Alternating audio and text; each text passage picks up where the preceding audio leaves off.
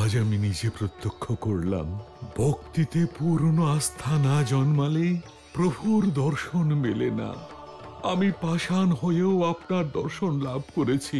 আমার বিশ্বাসের ফল আজ আমি লাভ করলাম। ঋষিবর, আপনার এই নিষ্ফল আর নিষ্কাম ভক্তিতে আমি আপনার ওপর প্রসন্ন হয়েছি। বলুন ঋষিবর, আমি আপনার জন্য কি করতে পারি?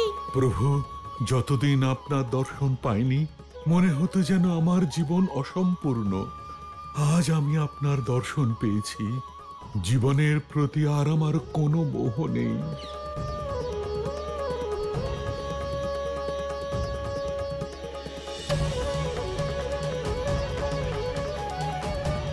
ঋষিবর, মানুষের কাছে জীবনের থেকে বড় আর কিছুই নেই, কারণ মোক্ষ আর পরম অবতারের আধার হয় আমাদের জীবন। তাই যদি আপনি চান আমি আপনাকে এই পাষাণ জীবন থেকে মুক্তি দিতে পারি।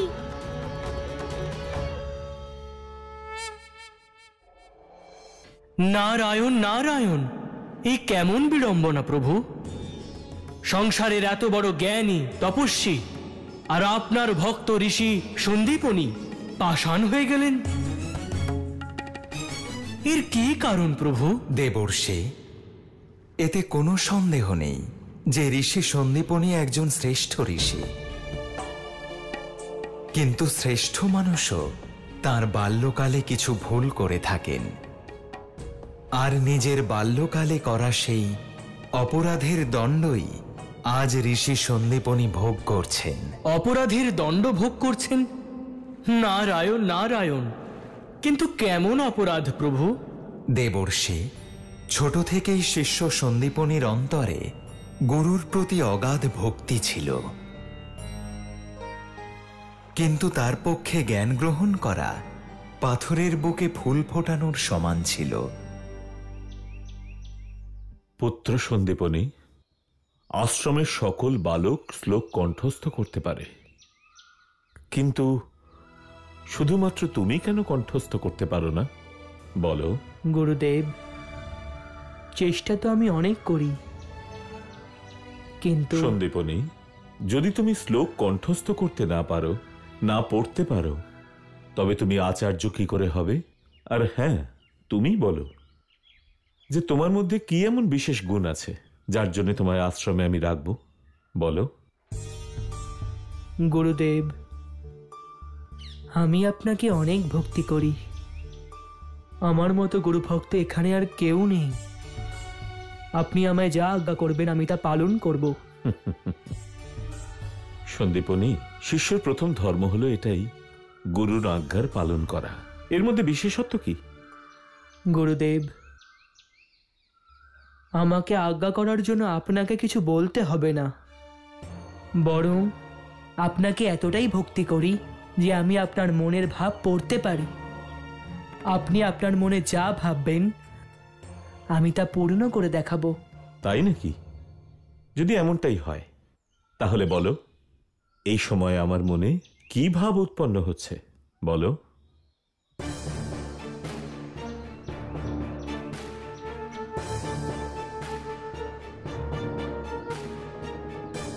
গুরুদেব, এই সময় আপনি ক্রুদ্ধ হয়ে আমার কুটির পুড়িয়ে ফেলার সিদ্ধান্ত নিয়েছেন। গুরুদেব, আপনার এই আজ্ঞা আমি এখনই পালন করছি।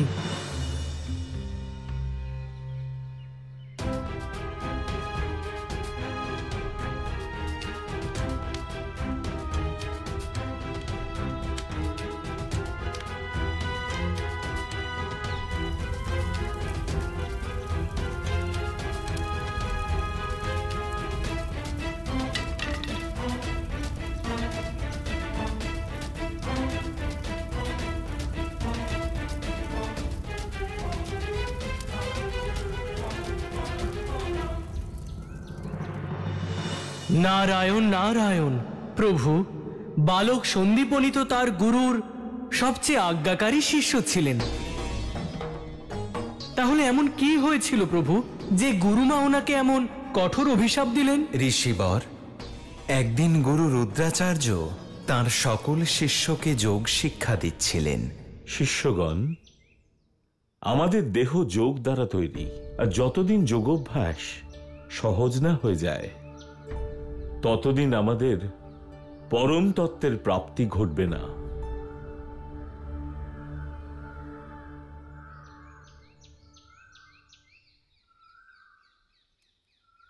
আমাদের দেহ হলো সাধন, আর যতদিন তার আত্মার সঙ্গে পূর্ণ যোগ না হচ্ছে ততদিন আমরা পরমাত্মার দর্শন করতে পারবো না।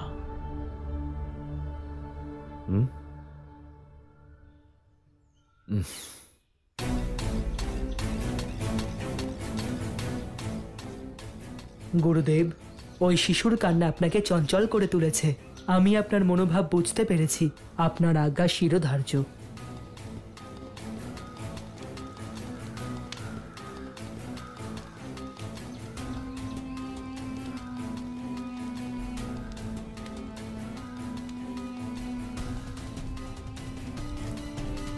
সন্দীপনী, সন্দীপনী, ওকে নিয়ে কোথায় যাচ্ছ? সন্দীপনী, দাঁড়াও সন্দীপনী।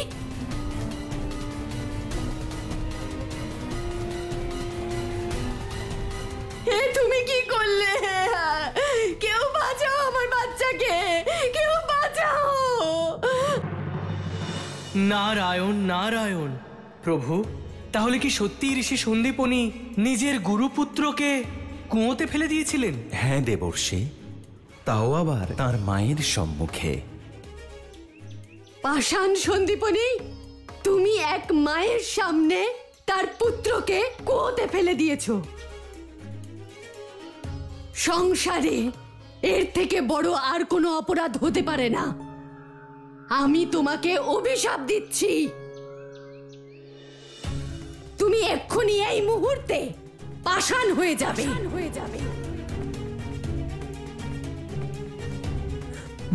মা, আমি জানি আমার অপরাধ হয়েছে, তাই আপনার অভিশাপ শিরোধার্য। মা, শিশু সুরক্ষিত আছে, আমরা ওকে বাঁচিয়েছি। আমার সোনা, আমার সোনা।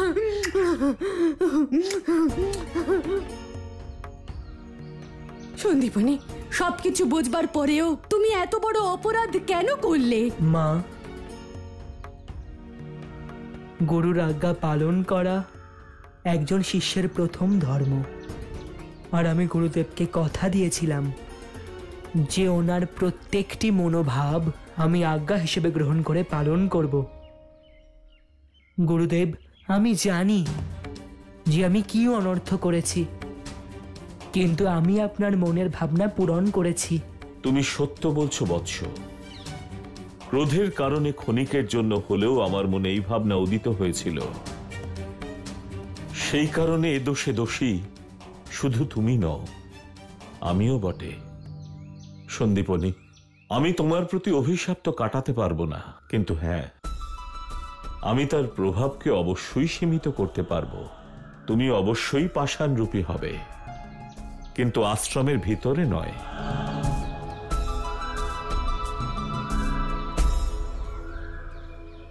গুরুদেব, আপনি এই অভিশাপ সীমিত করে আমার জীবন বাঁচিয়ে নিলেন, কিন্তু এই আশ্রমে আসার প্রয়োজন আমার কখনো পূর্ণ হবে না।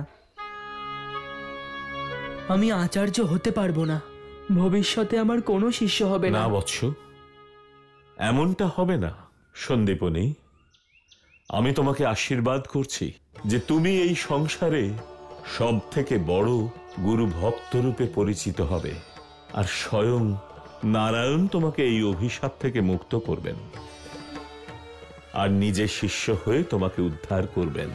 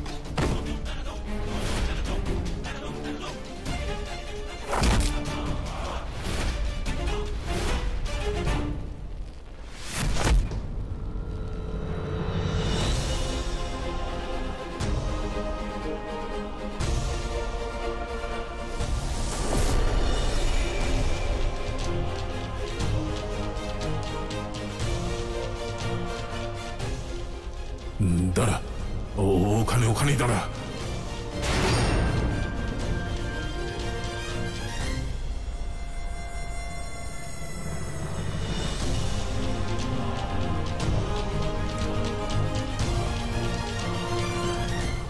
আরে ভগবান, এখনো এইটুকু সূর্য বাকি রয়ে গেছে, তাড়াতাড়ি করুন, না হলে আপনার কাজ ছলনার সাথে করে দেবে সূর্য।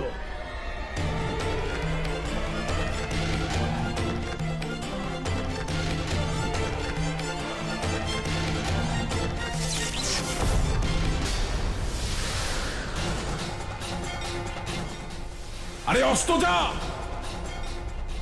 অস্ত কেন যাচ্ছিস না?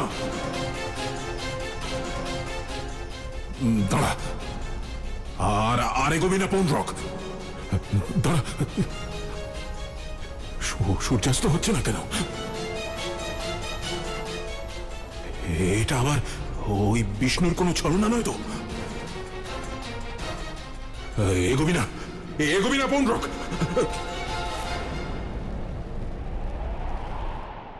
নারায়ণ নারায়ণ। প্রভু, আজ সূর্যের প্রকাশকে স্বয়ং ধারণ করে আপনি এই ধরিত্রীকে প্রকাশিত করছেন। আপনি সূর্যাস্তকে আটকে দিয়েছেন, কিন্তু কেন প্রভু? দেবর্ষে, এখন যদি সূর্যাস্ত হয়ে যায় তাহলে পৌণ্ড্রকের ভগবান হওয়ার উদ্দেশ্যও ব্যর্থ হয়ে যাবে। আমি ঠিক বুঝলাম না প্রভু, পৌণ্ড্রকের ভগবান হওয়ার উদ্দেশ্য? কিন্তু পৌণ্ড্রক নিজের ভক্তি দিয়েই একদিনের জন্য ভগবান হয়েছে। দেবর্ষে, পৌণ্ড্রকের এই উদ্দেশ্যের পিছনেও নিয়তিরই এক উদ্দেশ্য লুকিয়েছিল। নারায়ণ নারায়ণ। আর তা কি ছিল প্রভু? দেবর্ষে, সঠিক সময় এলে পৌণ্ড্রকের সেই উদ্দেশ্য আমরা সকলেই জানতে পেরে যাব। জানতে পেরে যাব? নারায়ণ নারায়ণ। আরে ভগবান, এই সূর্য তো অস্ত যাওয়ার নামই নিচ্ছে না। এবার কিছু করুন ভগবান, শুনতে পাচ্ছেন? আমি কি করব? যা করার তো ও করবে। ও এসে গেছে, আমার বিনাশ এসে গেছে, আমাকে হত্যা করতে ভগবান এসে গেছে। কংস, তোমার এটাই ধারণা ছিল তোমার কাছে কেউ পৌঁছতে পারবে না? মন দিয়ে দেখো, আমি তোমার কাছে পৌঁছেও গেছি, আর তোমার বিনাশও করব। ভগবানের কাছে পৌঁছলে তাকে ভক্তি করতে হয়, তার বিনাশ নয়।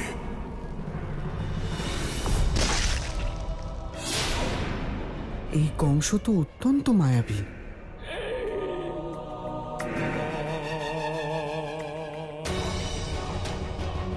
কংস, তোমার কোনো ছলনা, কোনো মায়া আমায় আটকাতে পারবে না। আমার হাতে আজ তোমার বিনাশ নিশ্চিত। পরম অবতার, ওই বিষ্ণুর থেকে শক্তি ধার করে এনে তুই ভগবান কংসকে বিনাশ করতে চাইছিস। এখন সূর্যাস্ত হোক বা না হোক, তোর বিনাশ অবশ্যই হবে। এই একদিনের ভগবানকে শেষ করার এখন একটাই পথ আছে, কালদণ্ড।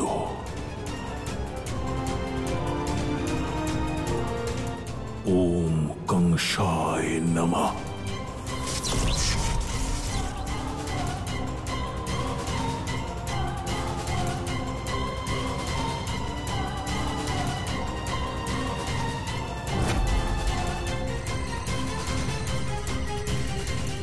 এটা কালদণ্ড, একে স্বয়ং মহাকালও আটকাতে পারে না। তোর মৃত্যু সুনিশ্চিত পৌণ্ড্রক।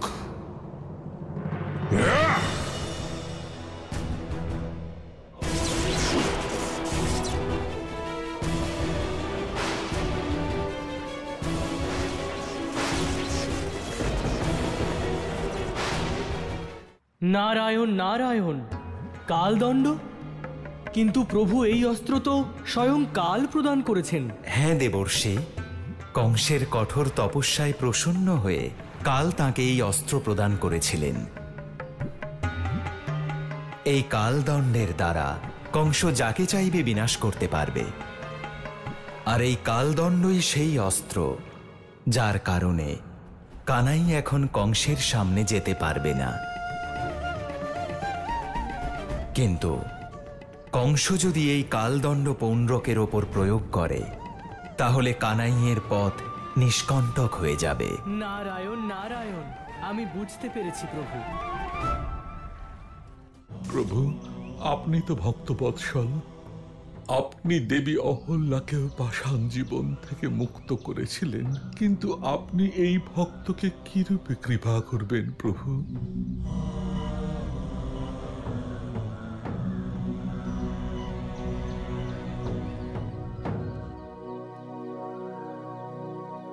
কানাই, এ আবার কি?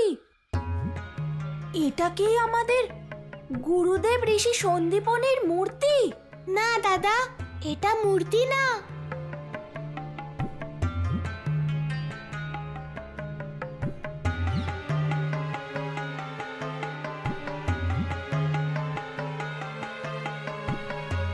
দাদা, তুমি কুল আনতে গিয়েছিলে না? তুমি কি কুল এনেছো? হ্যাঁ কানাই, কিন্তু গুরুদেবের কি হয়েছে? উনি পাষাণ কেন হয়ে গেছেন? দাদা, গুরুদেবের কিচ্ছু হয়নি। দাদা, গুরুদেবের শরীরে এখন কোনো স্পন্দন নেই, কারণ ওনার শরীরে প্রাণ শক্তির অভাব ঘটেছে। প্রাণ শক্তির অভাব? হ্যাঁ দাদা। তাহলে এখন গুরুদেবকে আমরা কি করে ঠিক করব কানাই? দাদা, তুমি চিন্তা করো না, তুমি কুল আনতে গিয়েছিলে না, কুলটা তো দাও, ধরো সখা।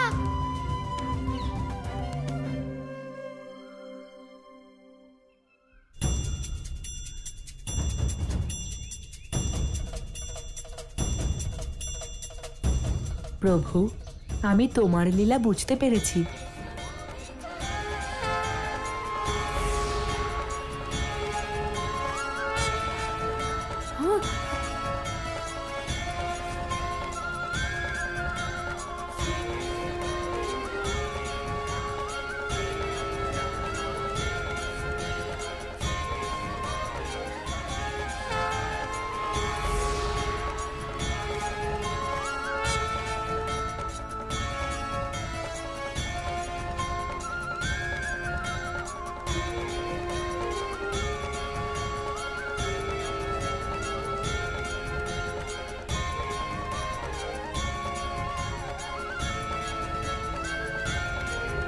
দেখলে দাদা, বনের কুল কত শক্তিশালী হয়। কানাই, এমন শক্তি তো আমার লাড্ডুতেও নেই। কানাই, আমি এই বনের আর একটাও কুল ছাড়বো না, খুঁজে খুঁজে সব কুল খেয়ে ফেলবো। উঠুন গুরুদেব।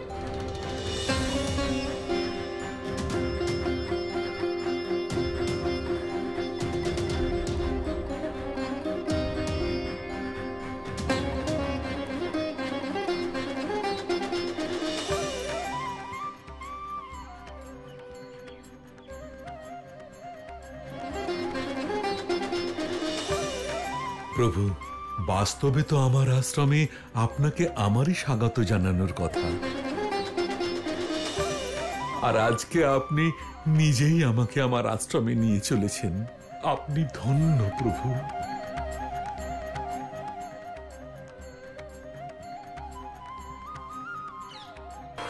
গুরুদেব, ও আমার সখা সুদামা,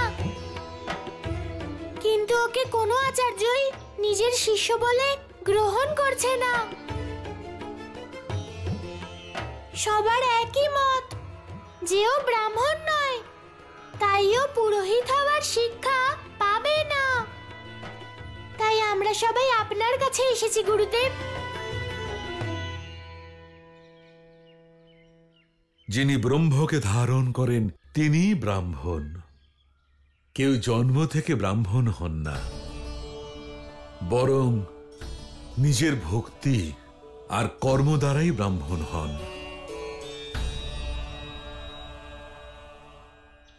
শুধুমাত্র শিরায় শিরায় ব্রহ্মের বাস, ওর থেকে বড় ব্রাহ্মণ তো হতেই পারে না। গুরুদেব, তার মানে আমার সখা পুরোহিত হওয়ার শিক্ষা পেয়ে যাবে? আপনি আমার সখাকে নিজের শিষ্যরূপে গ্রহণ করবেন গুরুদেব? কানাই, সুদামাকে শিষ্যরূপে গ্রহণ করাটা আমারও সৌভাগ্যের বিষয়। সুদামা, আমি কালই সমস্ত নিয়ম মেনে তোমার উপনয়নের ব্যবস্থা করব, আর তোমাকে আমার শিষ্যরূপে গ্রহণ করব।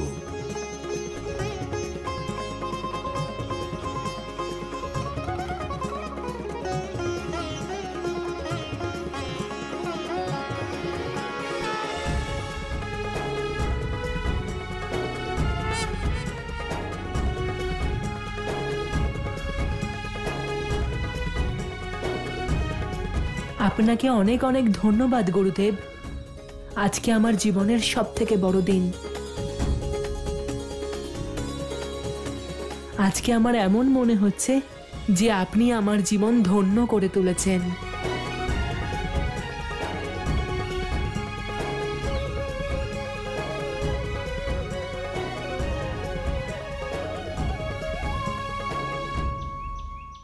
সখা, এই সব কিছু তোমাকে ছাড়া অসম্ভব ছিল। আমি বুঝতে পারছি না যে আমি তোমার ঋণ কি করে শোধ করব। সখা সুদামা, সখার কাছে ঋণী থাকতে নেই, বরং তাকে আলিঙ্গন করতে হয়।